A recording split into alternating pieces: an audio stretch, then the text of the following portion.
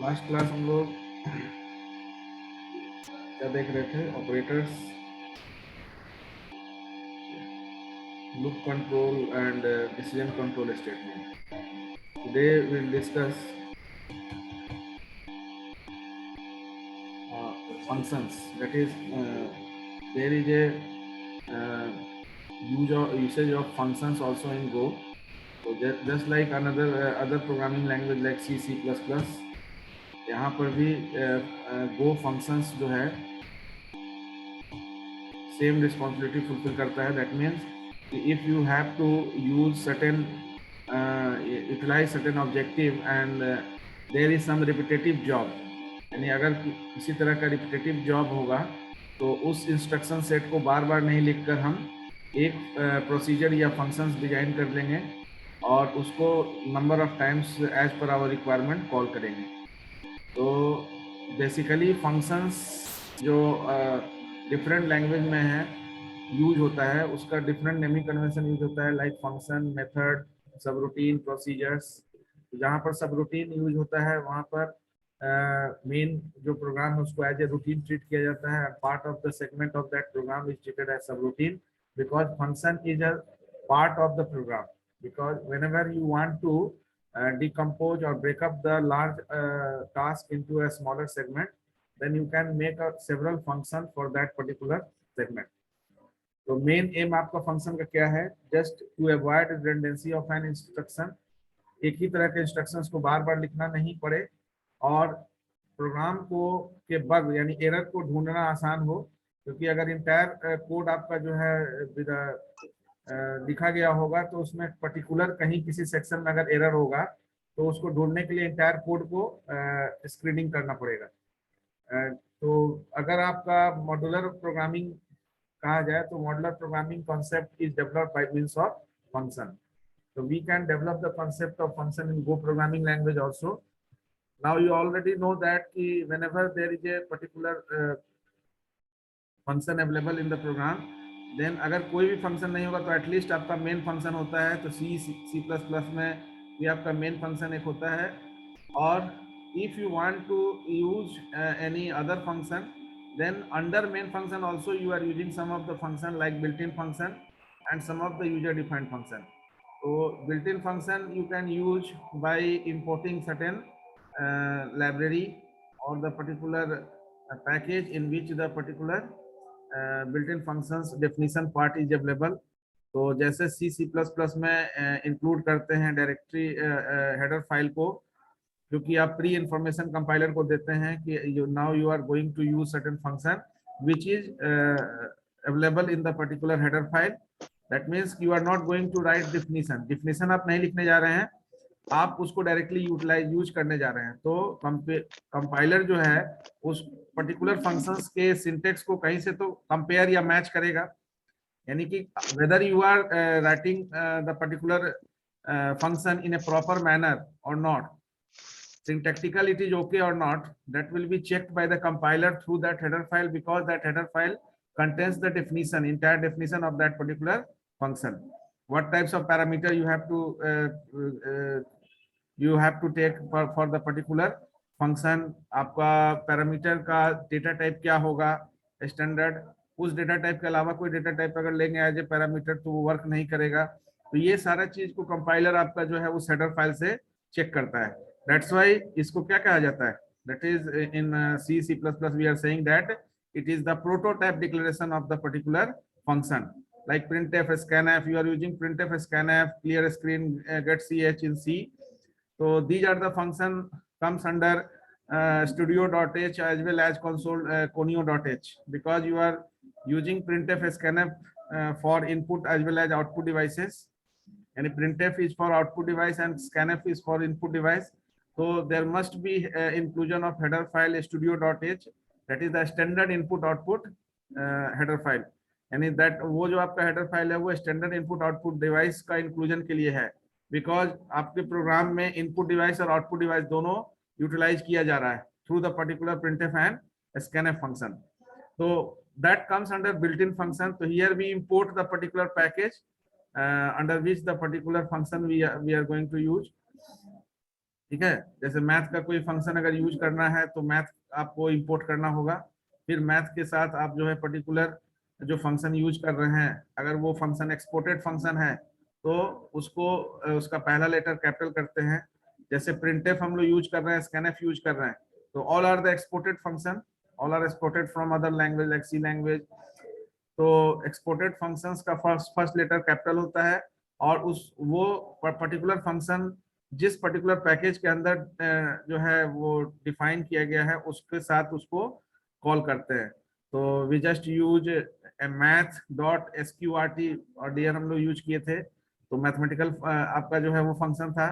Format के लिए हम लोग यूज करते हैं प्रिंटफ, तो printf, scanf, println all comes under format package. तो FMT डॉट हम लोग लिखते हैं। तो built in functions there is a concept of user defined function.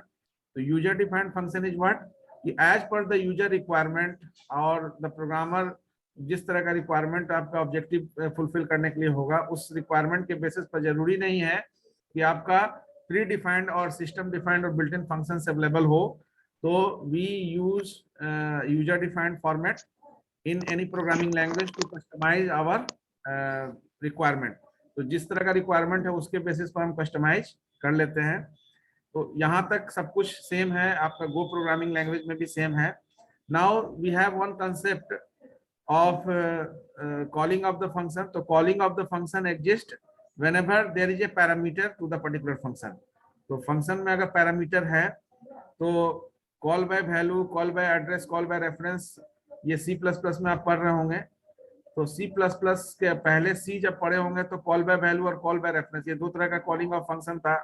तो call by reference is further divided into two segment, call by address and call by reference. ये call by address actually call by reference जो C में आप use कर रहे थे वही है। तो इसको आप ऐसा भी बोल सकते हैं कॉल बाय पॉइंटर, ठीक है ना। पास बाय एड्रेस यानी कि यहाँ से जो है फॉर्मल और एक्चुअल पैरामीटर या आर्गुमेंट का कॉन्सेप्ट आता है, जो यहाँ पर भी हम लोग यूज करेंगे एक्चुअल और फॉर्मल पैरामीटर।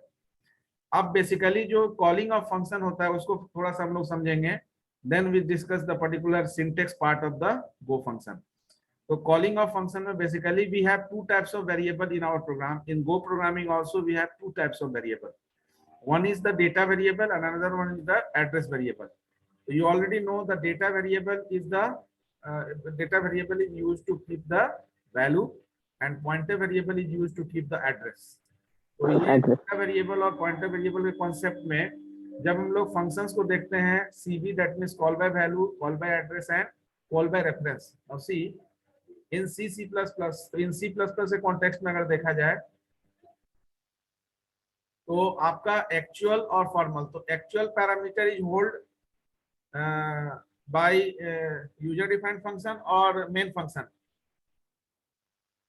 एक्चुअल पैरामीटर कहां पर होल्ड होता है? Main function, calling of function में या कॉली फंक्शन में?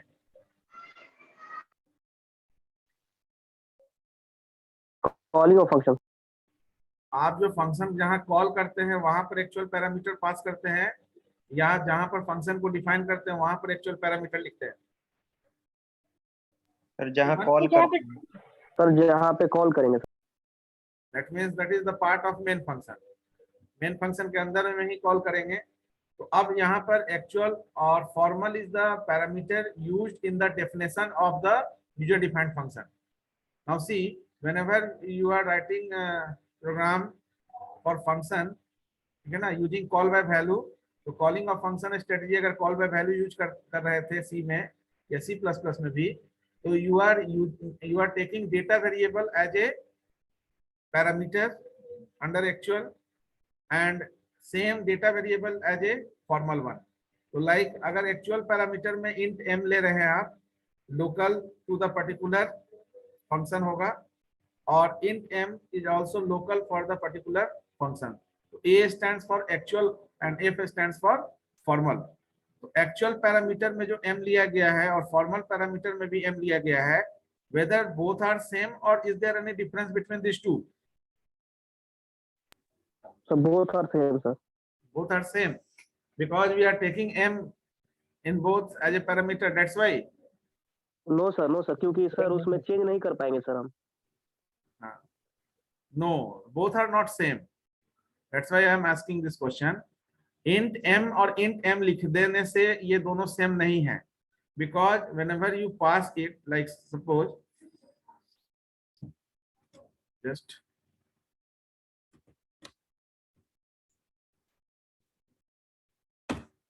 let's see.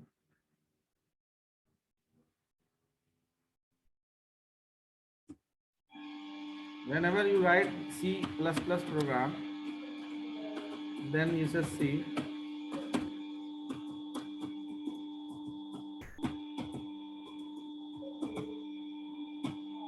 here you are writing like int, suppose sum, and here you are taking int m, int n. Now the same concept we are using in this particular Go language also. So once it is clear, then that particular portion is also clear to you. ये चीज आप C में भी करते आ रहे हैं, उसी को C++ में भी करेंगे. So now you are taking m n as a parameter. तो यहाँ पर whatever parameter you are taking, m and n is formal parameter. Formal parameter. Or you can say formal argument. Now here we are just taking one statement, return a not m plus n. Only the statement followed by this, and next we write int main, and here we just take two variable, suppose int a, b, and take the input for this to cout enter number in a, b. Now see, mn is your formal parameter. Now we call that function particular sum. So directly we print the value of sum of, here we take a and b equal to, here we call the particular function sum a comma b. Now see, in place of ab, अगर हम इसको global variable ले लेते, ठीक है ना, तो we have a provision to take the same. Now see here, अगर हम यहाँ mn ले लेते हैं, ठीक है, और यहाँ पर भी mn को ही एंट्री लेते हैं, और इसको थोड़ा देर के लिए और we just declare mn as a global declaration. So here your mn is global variable. Later on we just discuss the local and global variable also in Go, scope of the particular scope rules. So global variable mn, now we can use the mn anywhere in the program. So when you execute this one, just see,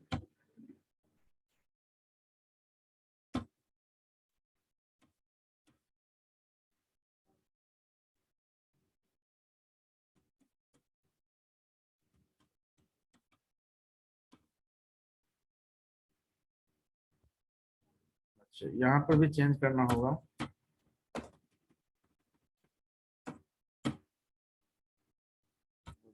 function some mn call होगा, और एक और चीज यहाँ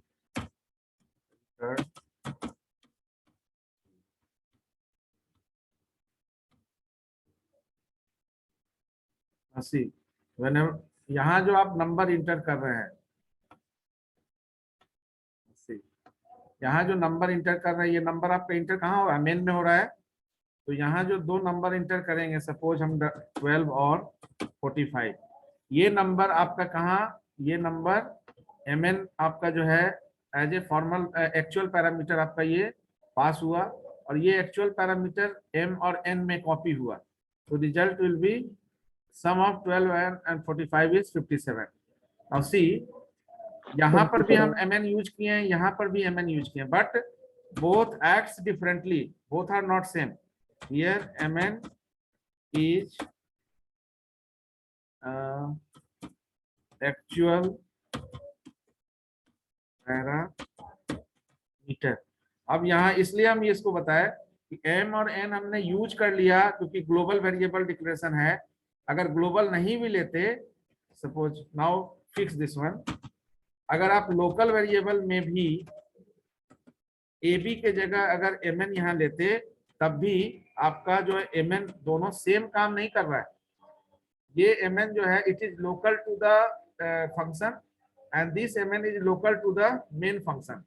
तो this mn is local to the user defined function and this mn is local to the main function. तो यहाँ पर ये mn दोनों सेम नहीं है, बोथ आर डिफरेंट।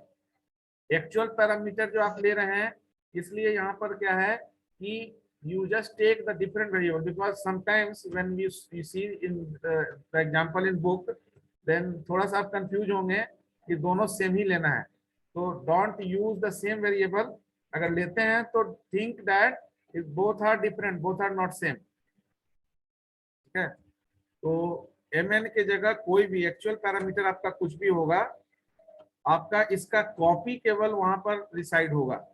यानी यहाँ जो सम ए बी कर रहे हैं, ये ए बी का ए का कॉपी एक m में, that is the particular way of calling function through call by value.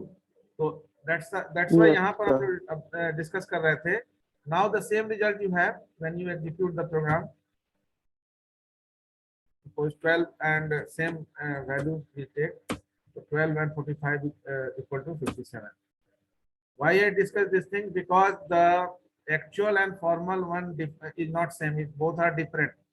So actual argument is the local variable, the scope discuss करेंगे तो it is clear to you. Local variable to the main function, and the mn that is used in the function definition as a parameter is local variable for user defined function. Are you getting the point? Yes sir. तो यहाँ पर भी वही चीज है, हमने क्या किया, डेटा वेरिएबल ही दोनों में पास किया। एक्चुअल में भी डेटा वेरिएबल लिया और फॉर्मल में भी डेटा वेरिएबल लिया। कब? जब कॉल बाय वैल्यू किया। तो इसलिए अगर हम सेम नेम अगर यूज कर रहे हैं एक्चुअल पैरामीटर में और फॉर्मल पैरामीटर में, तो both are differently used by the compiler, both are not same, both are different. तो m और ये जो दोनों m ले रहे हैं, बोथ आर डिफरेंट।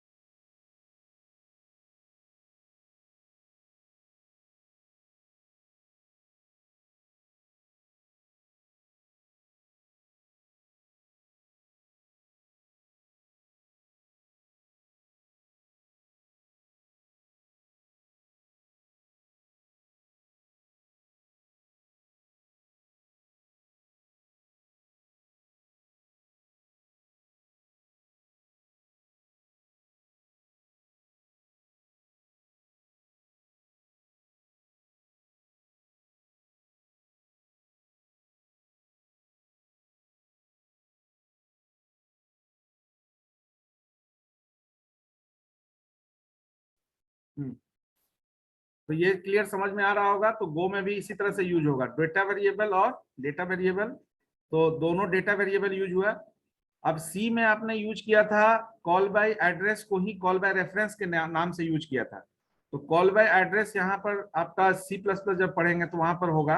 तो कॉल बाय यहाँ पर हम लोग कॉल बाय रेफरेंस से ही यूज करेंगे, क्योंकि यहाँ पर मल्टीपल रिटर्न वैल्यू आपका सपोर्ट करता है। Through return statement you can return multiple value, but in C++ there is no provision. तो C++ में return call by reference is used to returning multiple value at a time. एक ही programme में अगर multiple value return करना है तो उस केस में आप C++ में C के बाद एक कॉल बाय रेफरेंस का फीचर आ गया, जहां पर रेफरेंस वेरिएबल यूज करने लगे और रेफरेंस वेरिएबल जब यूज करने लगे तो रिटर्न स्टेटमेंट को यूज किए बिना भी आप मल्टीपल वैल्यू रिटर्न करा सकते हैं किसी एक ही सेट ऑफ वैल्यू पर। नाउ यहां से जब आपका क्लियर हो गया सी प्लस प्लस में, तो यहां से सेम कॉन्सेप्ट हमारा गो में भी होगा। अब बेसिक डिफरेंस क्या है, जब कॉल बाय रेफरेंस यूज करेंगे तो वहां भी एक्चुअल पैरामीटर में डेटा वेरिएबल ही होगा, लेकिन रिटर्निंग आपका जो है फॉर्मल पैरामीटर जहां लेंगे वहां पर रेफरेंस वेरिएबल यूज होगा। तो अब जैसे यहाँ हम लोग जो कोड लिखे, इस कोड में हमने ये रिटर्न किया m प्लस n को यहाँ पर। अब अगर हमको रिटर्न m प्लस n नहीं करना है, हम चाहते हैं कि यहाँ पर ये जो वैल्यू है यहाँ पर कोई रेफरेंस यूज कर लें, सपोज t नाम का एक रेफरेंस यूज कर लें, और ये जो भी एक्टिविटी हम लोग कर रहे हैं ये उस रेफरेंस पर कर दें। ठीक है, तो रेफरेंस पर करने का मतलब है कि t में अब हम क्या कर रहे हैं, m प्लस n को स्टोर कर दिए। तो that is the second way, the call by reference. यहाँ पर कॉल बाय वैल्यू mn में वैल्यू आ रहा है और t आपका रेफरेंस यूज हो रहा है।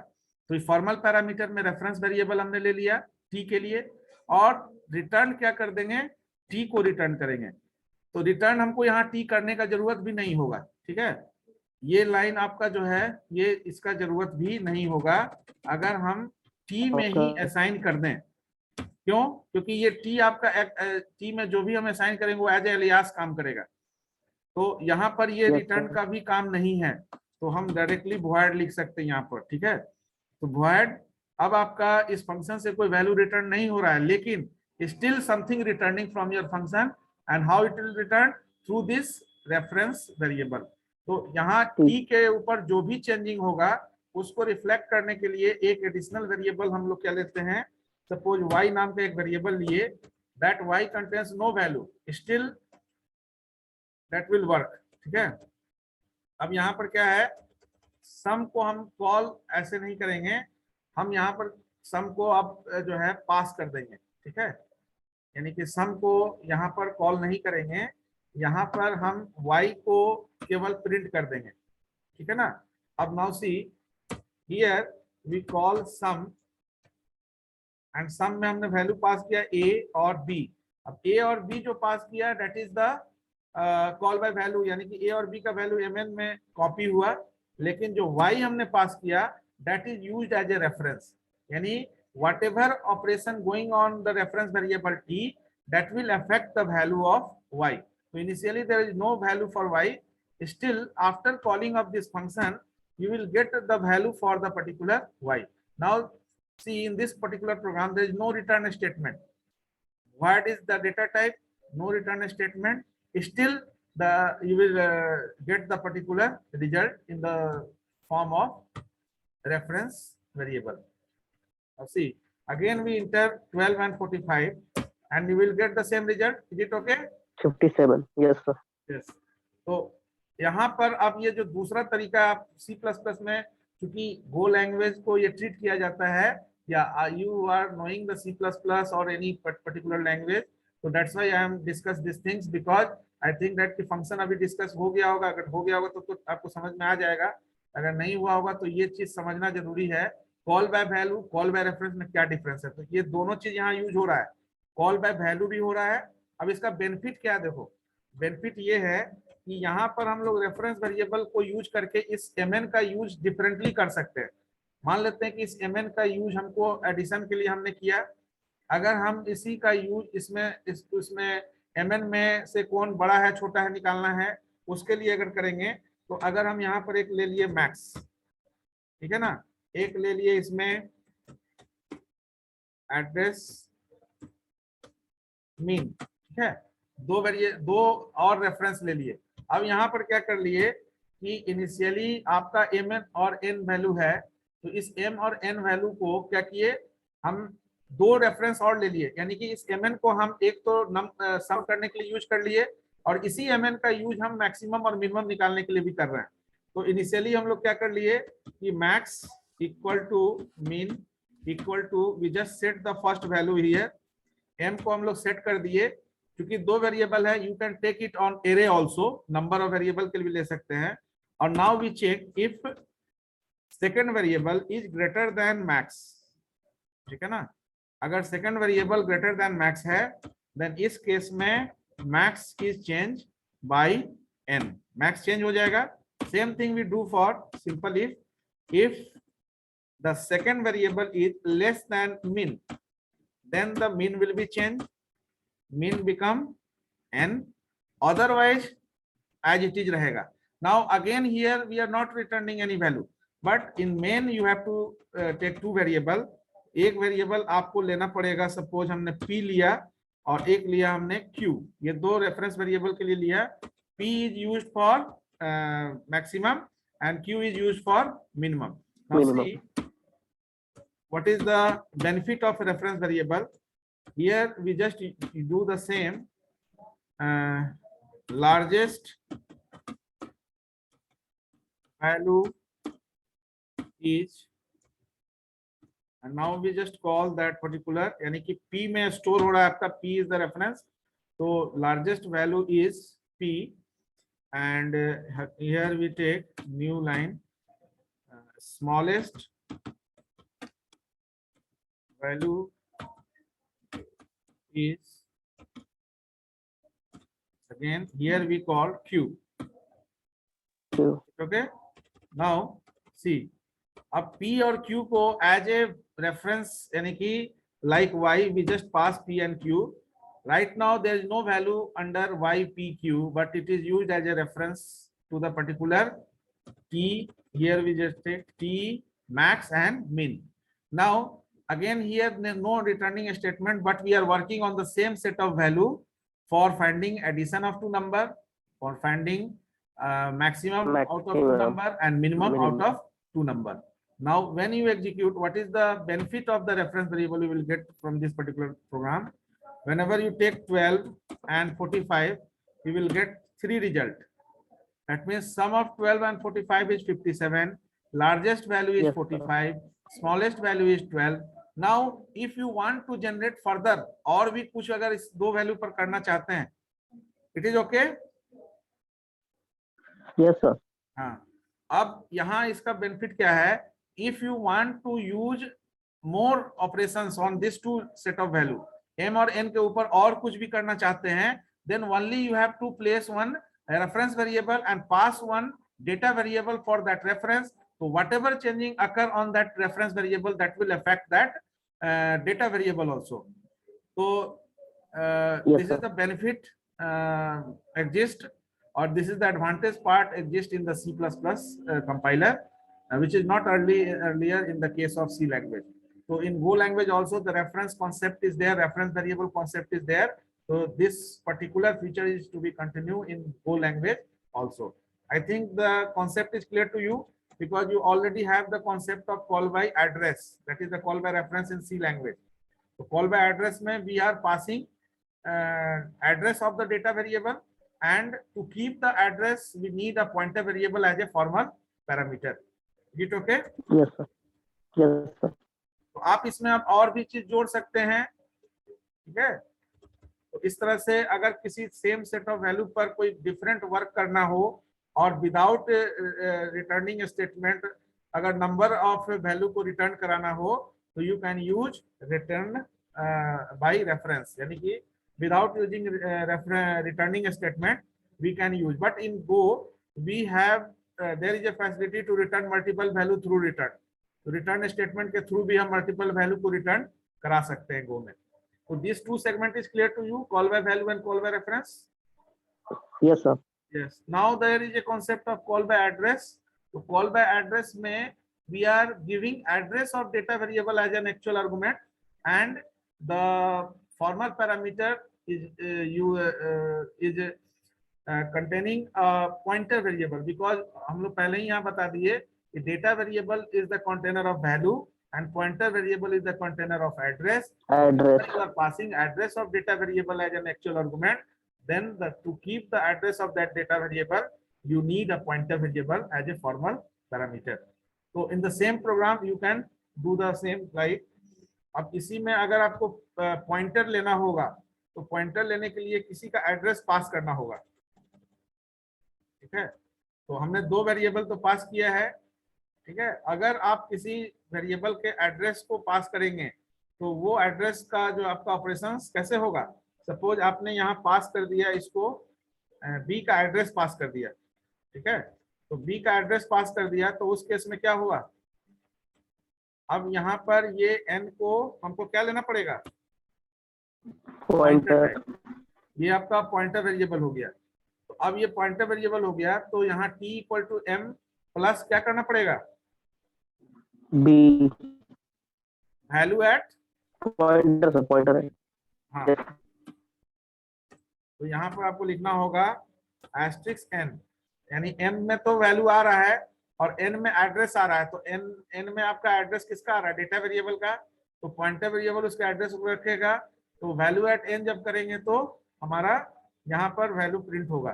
तो अब नाउ यहाँ पर ये call by value, call by reference, when you execute this program just see, but here यहाँ पर अब ये जो एड्रेस आपका आ गया, तो अब ये सारा इफेक्ट हो जाएगा, क्योंकि यहाँ पर भी फिर आपको उसी हिसाब से चेक करना पड़ेगा कि value at n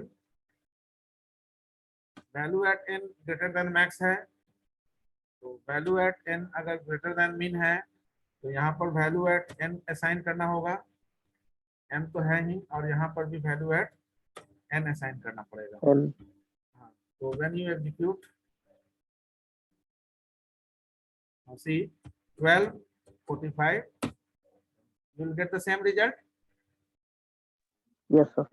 So in Sir. this particular program we are using all the three way to calling a function, यानी यहाँ पर m में आपका कॉल बाय वैल्यू जा रहा है, डैस्ट्रिक्स n ले रहे हैं, तो यहाँ पर आपका जो है कॉल बाय एड्रेस हो रहा है, और बाकी का जो एड्रेस जा रहा है, कॉल बाय रेफरेंस है।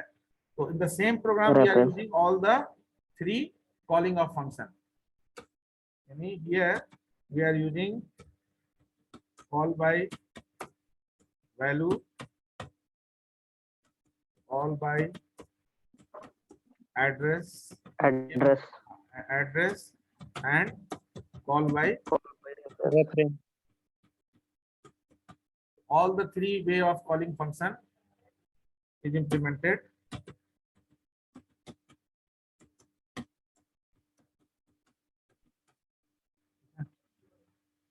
Now I think that कि ये आपका कॉन्सेप्ट अब क्लियर हो गया होगा, actual, formal, data variable, pointer variable, ये सारा चीज। Yes sir. Formal parameter, actual parameter, all everything is clear. Now we discuss the syntax part of the Go functions. So as like C++, Go functions also have a declaration section. There is a definition part where you define the particular function, and as like अभी हम लोग जो discuss किए calling of the particular function, तो in Go programming also we have to call the particular function to implement the job related to the particular function. जिस तरह का job उसमें दिया गया है उसको इम्प्लीमेंट करने के लिए। तो this is the syntax for the particular function. तो सबसे पहले as like main function we precede the main function with func keyword. Here also any user defined function is preceded with the func keyword, then the function name, parameter listing आप कर सकते हैं। जो तरीका अभी हम लोग C++ में देखे उससे थोड़ा डिफरेंट है, डिफरेंट इन द सेंस कि आपका जो पैरामीटर होगा उसमें वेरिएबल को हम पहले लेते हैं और डेटा टाइप बाद में देते हैं। यहाँ पर C++ में हम लोग डेटा टाइप पहले लेते हैं, वेरिएबल बाद में देते हैं, और अगर एक से अधिक है तो कॉमा से सेपरेट करते हैं। तो यहाँ भी एक से अधिक होगा तो कॉमा से सेपरेटेड होगा। अब यहाँ पर रिटर्न टाइप का जो सिंटेक्स है, हम लोग रिटर्न टाइप पहले देते हैं फंक्शन नेम के। रिटर्न टाइप यहाँ पर पैरामीटर क्लोज कंप्लीट होने के बाद, पैरेंथेसिस क्लोज होने के बाद रिटर्न टाइप मेंशन करते हैं। Now if you want to return more than one value at a time, एक से अधिक वैल्यू अगर रिटर्न करना होगा तो वहां पर जितना वैल्यू रिटर्न करेंगे रिटर्न टाइप से, वो सब का रिटर्निंग टाइप यहाँ पर कॉमा से सेपरेट करके विद इन पैरेंथेसिस आपको देना होगा। तो यहाँ पर अभी सिंगल सिंटेक्स दिया हुआ है रिटर्न टाइप का। आपको अगर एक से अधिक रिटर्निंग करना है तो that should be enclosed with in parenthesis and separated by comma operator. Is it okay? Yes sir. Now we just discuss one program to find out the factorial of any number using function, simple program which you already written in C as well as in C++. अगर आप function use किए होंगे, factorial का simple programme तो लिखे होंगे, अगर function को यूज किए होंगे तो फंक्शन में भी यूज होगा। तो डिफिनीशन आपका जो है, फंक इज द कीवर्ड। तो सिंपल हम लोग एक देख रहे हैं, जैसे सम अगर अभी किए तो सम के लिए क्या किए, एक वेरिएबल लिए। अब यहाँ क्या है, a कॉमा बी आप डायरेक्ट लिख सकते हैं, इंट 32 इंट जो भी है, और रिटर्न टाइप उसका देंगे, फिर रिटर्न a प्लस बी लिखेंगे। Now see,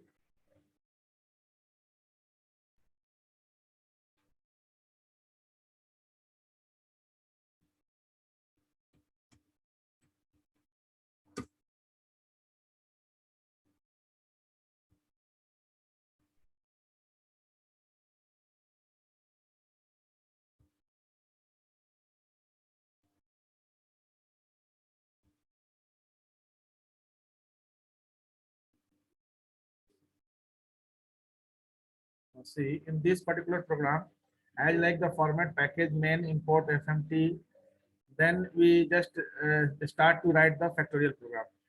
Now see in this particular section, यहाँ पर क्या किया गया है, आपको ये पता है शॉर्ट डिस्क्रिप्शन, कि अगर कोई फैक्टोरियल निकालना है तो हम उसको वेरिएबल को अगर var कीवर्ड नहीं लिखना चाहते हैं तो डायरेक्टली उसमें इनिशियलाइज कर देंगे। तो कोलोन और इक्वल टू देने का मतलब है कि वो ऑटोमेटिकली कंपाइलर उसका डेटा टाइप एज्यूम कर लेगा by default, if you are not mentioning the data type for that particular variable. So fact, func is the keyword, fact is the name of the function.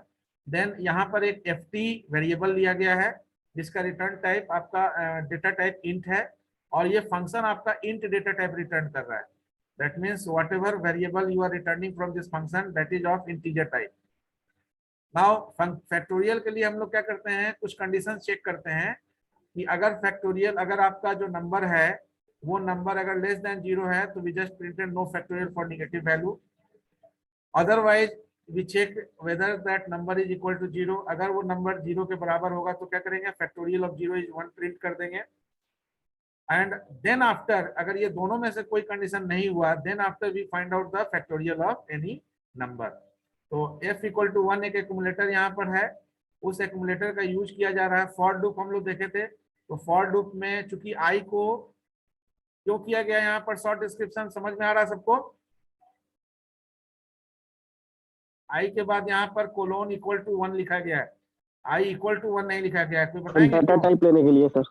Yes, क्योंकि i को हमने कहीं declare define नहीं किया है, यानी declaration नहीं है i का, तो ये आपका automatically justify by the compiler once you use the short description for initialising certain variable. तो i is used as a counter variable, i less than और equal to ft, that is the conditions. ft is your number जिसका factorial निकालना है, ठीक है? तो ft के जगह आप नंबर लीजिए, ft थोड़ा कंफ्यूजन होगा, just take n, n is the number, just check n,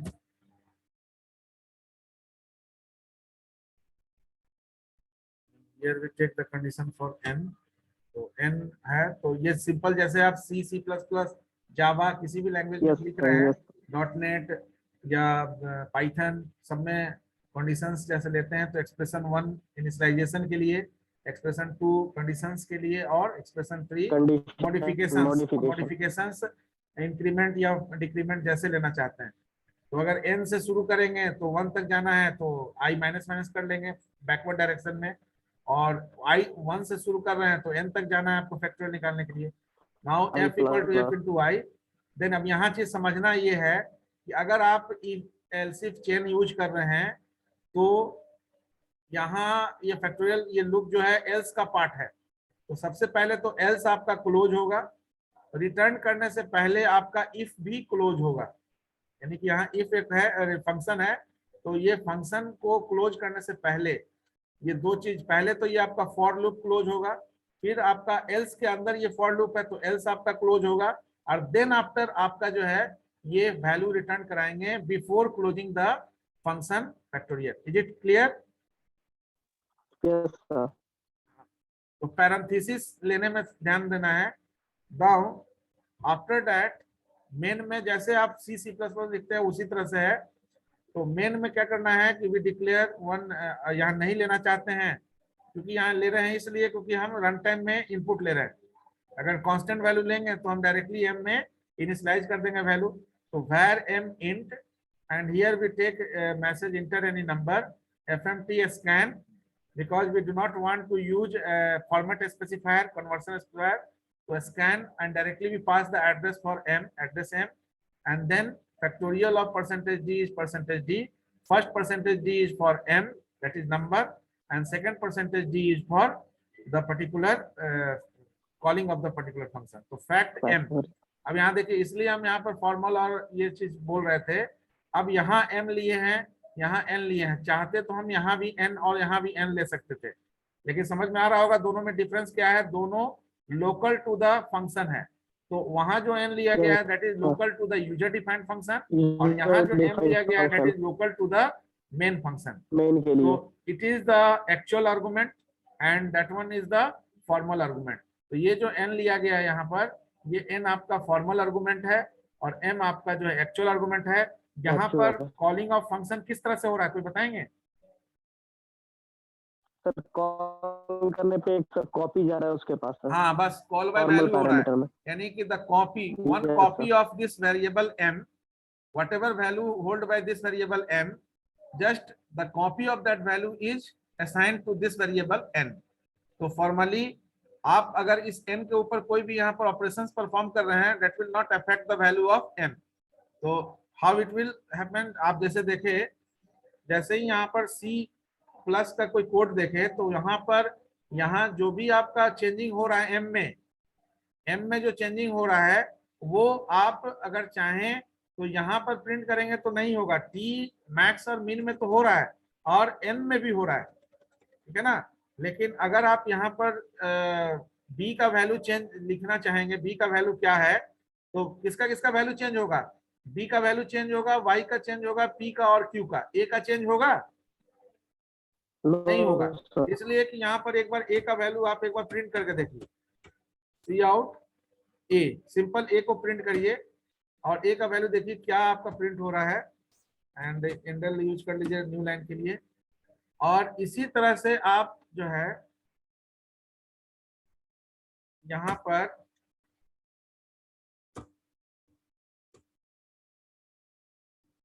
सबका वैल्यू प्रिंट करिए, a के बाद b का वैल्यू प्रिंट करिए, आफ्टर कॉलिंग y का वैल्यू प्रिंट करिए, वो तो आप कर ही रहे नीचे, p का वैल्यू प्रिंट करिए और एक और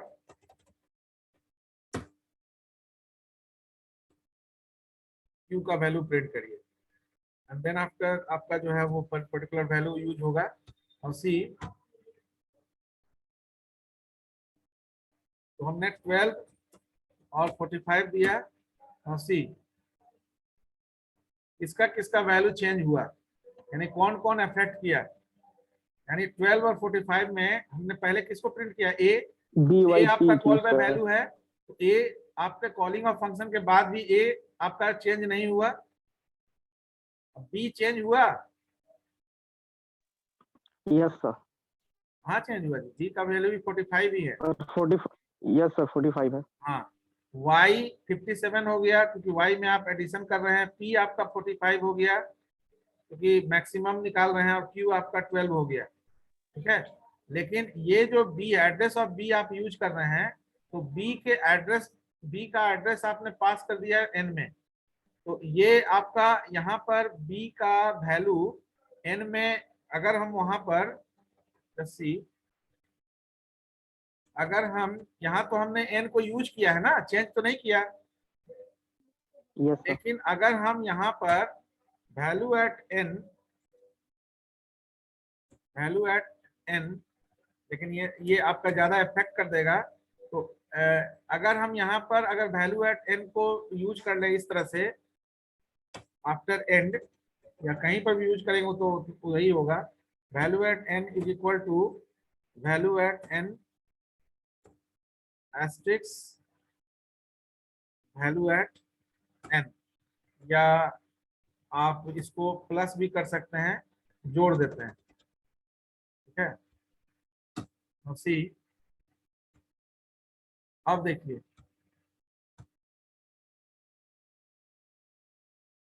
अब ले रहे हैं 12 45,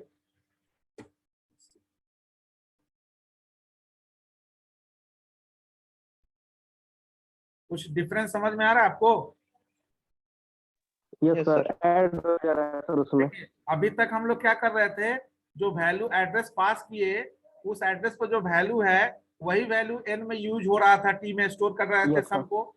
लेकिन अब क्या कर दिए कि जो एड्रेस पास किए उस पर्टिकुलर वैल्यू पर को हमने मॉडिफाई कर दिया। तो मॉडिफाई कर दिया तो क्या हो गया, ये मॉडिफिकेशन आगे भी आपका यूज होगा, इसलिए क्योंकि इस मॉडिफिकेशन के बाद हमने मैक्सिमम और मिनिमम को चेक किया है, तो उसके हिसाब से आपका यहाँ भी चेंज हो गया 90, जो पहले 45 डाले थे वो भी 90 हो गया, यस सर। और ये भी 90 हो गया। Why I discuss this thing, because call by value never affect the particular original यानी actual argument, but your call by reference and call by address both affect the actual argument also. Actual parameter. Yes sir. Is it okay?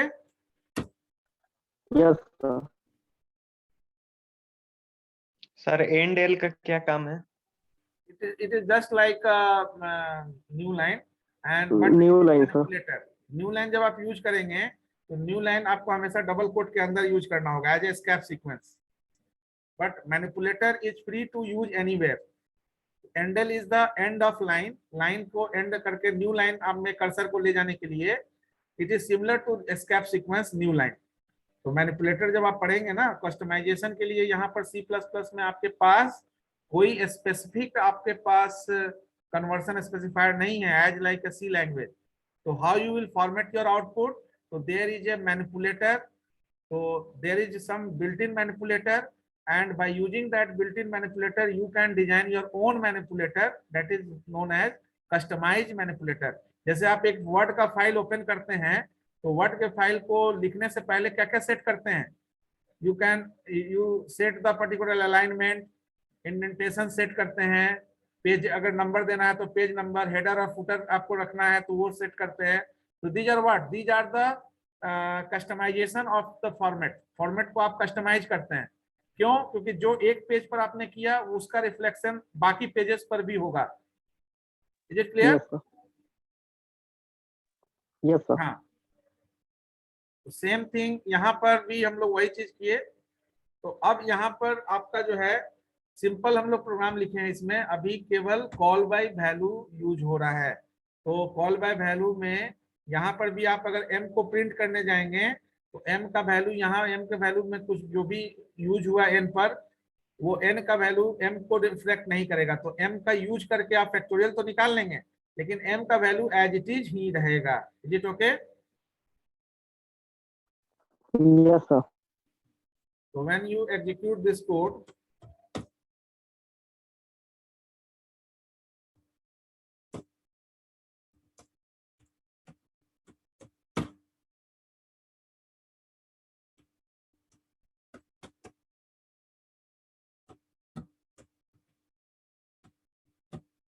see,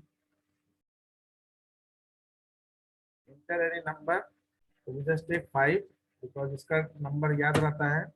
तो 120।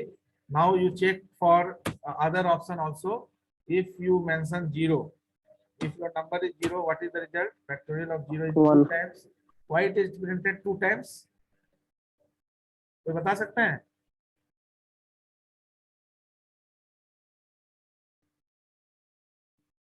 इसलिए क्योंकि हमने else part में भी एक statement दिया है और यहाँ पर भी एक स्टेटमेंट दिया है। तो अगर यहाँ पर आप इसको अगर यहाँ पर अगर इसको ब्लॉक कर देंगे तो ये काम तो आपका है, क्योंकि इसके लिए आपका एल्स पार्ट जो है ये आपका भी प्रिंट करेगा। निगेटिव के लिए 0 के लिए यहाँ प्रिंट कर देगा फैक्टोरियल ऑफ 0 इज 1। क्योंकि फैक्ट m आप जब कैलकुलेट करेंगे तो ये f का वैल्यू 1 ही रह जाएगा, तो इसके लिए काम करेगा। निगेटिव के लिए आपको प्रिंट कराने की जरूरत है। तो अगर इसको कमेंट में डाल दें तो आई थिंक दैट की इट विल एग्जीक्यूटेड वंस, एक ही बार एग्जीक्यूट होगा अगर 0 इंटर करते हैं, है ना। That is the factorial of 0। तो यहाँ पर ये डायरेक्टली आपका ये फंक्शंस जहाँ कॉल हो रहा है उसके थ्रू प्रिंट कर दिया। नाउ अब तीसरा कंडीशन निगेटिव के लिए है। तो निगेटिव के लिए अगर हम लोग लेते हैं माइनस, सपोज -5, तो again factorial of minus is 1। अब यहाँ पर एक्चुअली आपका जब ये चीज हो तो इसके बाद अब हमारे पास हम लोग पढ़े थे क्या ऐसा यूज करेंगे कि ये चीज हमारा रहे तब भी आपका ये लाइन एग्जीक्यूट नहीं हो। एनीवन कोई बता सकते हैं? ये जैसे निगेटिव के लिए किए तो अब निगेटिव 0 के केस में तो 1 प्रिंट हो जाएगा, निगेटिव के केस में भी 1 ही प्रिंट होगा क्योंकि f का वैल्यू जो 1 है वही रह जाएगा, कैलकुलेशंस में यूज नहीं होगा। तो ये factorial of no factorial of negative value ही हम प्रिंट करना चाहते हैं, फैक्टोरियल ऑफ निगेटिव ये नहीं करना चाहते हैं। तो इसके लिए क्या करना पड़ेगा? इसके पहले अभी यूज किए थे, क्या यहाँ पर इसको प्रिंट करने के बाद अगर हम ब्रेक यूज करें तो कोई यस सर चेंजिंग ब्रेक होगा? टर्मिनेट हो जाएगा सर। यस। सर टर्मिनेट होके बाहर आ जाएगा सर। हाँ, तो टर्मिनेट, तो जस्ट चेक इट। हम लोग ब्रेक यूज किए हैं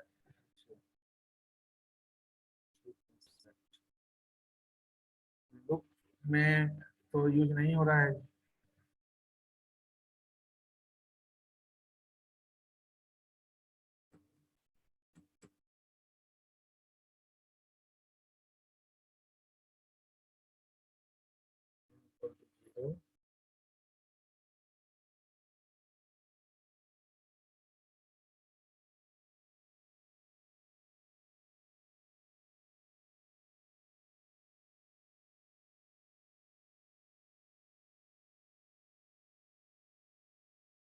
तो यहाँ है, यहाँ पे रिटर्न है 4 है।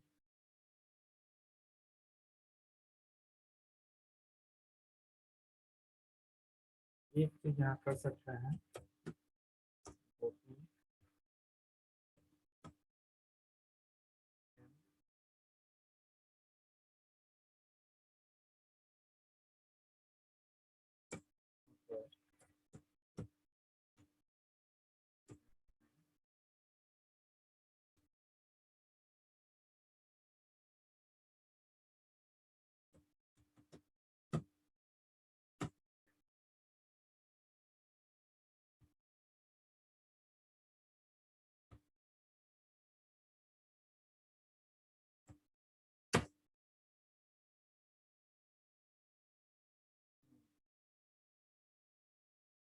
तो है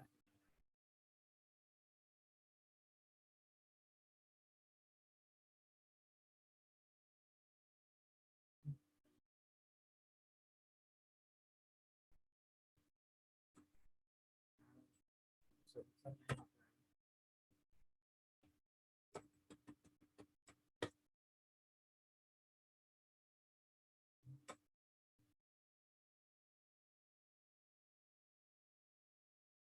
तो तीनों भी नहीं हो सकता। ये यहाँ पर इसका एक सॉल्यूशन हो सकता है कि ये प्रिंट का काम हम रिटर्न यहाँ कराएंगे तब तो यहाँ पर ये प्रिंट कॉल होगा ही। ये प्रिंट का काम हम यहाँ पर जैसे 2 के लिए ले रहे हैं, तो इस प्रिंट को भी हम कमेंट में डालें, ठीक है। और ये प्रिंट रिटर्न हम नहीं कराएं क्योंकि हम 2 केस चेक कर रहे हैं जिसमें रिटर्निंग नहीं यूज हो रहा है। तो 2 केस में रिटर्निंग नहीं हो रहा है तो there is no need to take a return statement. तो here we just print the particular value in place of returning. तो अगर हम FMT print factorial of percentage कर रहे हैं तो आपका कर्सर उस पर्टिकुलर कंट्रोल के बाद यहाँ जाएगा ही, ठीक है ना। तो यहाँ पर एफएमटी प्रिंट कर दिए, इसके लिए निगेटिव के लिए कर दिए, और एल्स पार्ट में जो कैलकुलेशन होगा, ये कैलकुलेशन अगर होता है तब आपका ये फैक्टोरियल ये प्रिंट होगा। अब यहाँ पर ये चेंज करना होगा आपको, यहाँ पर एन यूज कर लेना होगा। यहाँ तो कॉल होगा ही नहीं, सिंपली वहां पर कॉल कर लेंगे एफएमटी को। तो यहाँ पर आपका क्या हो जाएगा, एक हो जाएगा फैक्टोरियल ऑफ परसेंटेज डी, तो परसेंटेज डी आपका एन हो गया। तो यहाँ एन और यहाँ पर f, ठीक है, क्योंकि f में स्टोर होगा, और यहाँ पर only we call the particular function fact, here we pass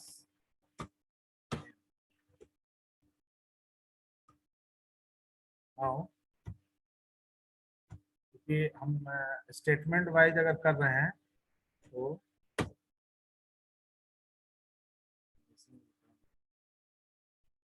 return, यहाँ पर रिटर्न टाइप दिया हुआ है, it should not return anything.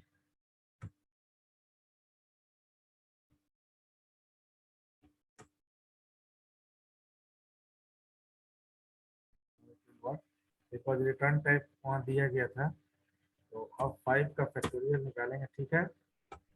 Then, अगर हम 0 का फैक्टोरियल निकालें तो 0 फिर अगेन 2 बार कैसे, अगेन यहाँ पर तो कॉल हो ही रहा है ना। इसको अगर फॉर लूप क्लोज है उसके ठीक बाद अगर लिया जाए,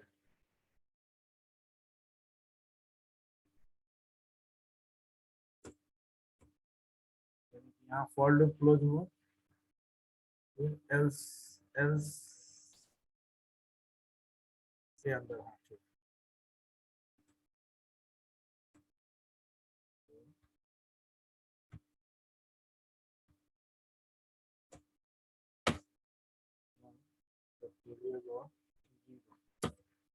now it is okay. Yes, sir. Now same thing for negative value, -5, no factorial for negative value, that is also okay. Yes, sir. इसके लिए तो है ही कि 5 का फैक्टोरियल आपका 120 होगा। Now it is okay. So in this manner you can use the decision control, loop control as well as the function. तो यहाँ पर हम लोग call by value यूज किए, और if you do not want to return anything just leave it blank, ठीक है ना। जैसे अभी int हमने रिटर्न कराया था, रिटर्न स्टेटमेंट अगर नहीं यूज हो रहा है तो we just leave it blank, ठीक है ना। Now this is the example where we are returning, there is no return statement and statement will be print. अगर रिटर्न कराना होगा तो एक स्टेटमेंट कैसे रिटर्न होगा वो आपको पता है, बिकॉज यहाँ पे एक्सेप्शंस को भी हम लोग चेक कर रहे हैं कि फैक्टोरियल अगर 0 या नेगेटिव वैल्यू कोई लेगा तो उसका क्या इफेक्ट पड़ेगा।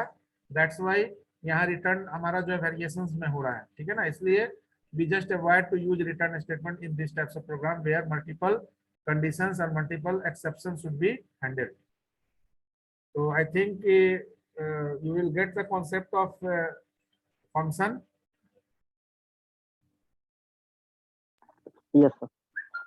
So I just suggest to you to try to write some function related program, because whatever C++ coding you are doing, use that code to write the particular program in Go using function. So basic सभी functions आप discuss कीजिएगा.